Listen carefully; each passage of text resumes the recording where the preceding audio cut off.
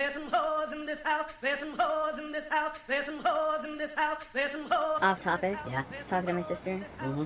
and like she told me that my niece is she really likes WAP, Oh no, and I'm all like, no, no, even though I like WAP. you are turning into your mom. But what do you mean?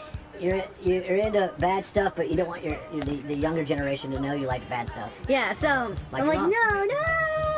And so my sister's all like, whatever, Layla, blah, blah, blah. You act the same way when I was into, like, Kesha and Blood on the Dance Floor. I'm like, one, Kesha's producers, not Kesha, were pandering to fucking 12-year-olds, and so was Blood on the Dance Floor. She's like, yeah, but you were listening to 9 Inch Nails, I Want to Fuck You Like an Animal. I'm all like, because they weren't pandering to 12-year-olds. They were pandering to teenagers, which is almost as bad. Almost just as bad, but But still. he wasn't trying to fuck the teenagers. I wasn't in that demographic, and they weren't saying, hey, fucking like an animal's A-okay. No. No, they were appealing to they were appealing to college kids. But even then, But like, it spill off into teenagers. but even then, it was like, I listened to Downward Spiral because back in the day, there was this phenomenon where people gave each other, like, compilation CDs as, like, gifts. That wasn't a phenomenon, that was just people being cheap. So, that's where all my music taste came from, was a bunch of compilation CDs and actual CDs, and my mom had the Downward Spiral album because one of those guys that she was dating was, like, gave her one. Well, don't get me wrong, like if it wasn't for compilation CDs, I wouldn't know about one of my favorite bands of all time. Yeah, I wouldn't know about the Rugburns. I wouldn't know about the Meatmen. Yeah.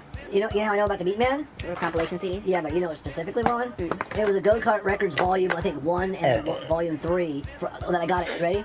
Hot Topic. That's funny. Oh, I used to get nothing but compilation CDs off those Amped magazines. Well, yeah, because And that's where I learned Lacuna Coil, Anti-Flag, Coffin Cats. That's how I know who Delirium are. Yeah. Like, and Misery Loves Company. That's really funny. But, They used to have a magazine you'd get in the mail, right? That would come with a compilation CD every issue. yeah. Called Huh. Mm-hmm.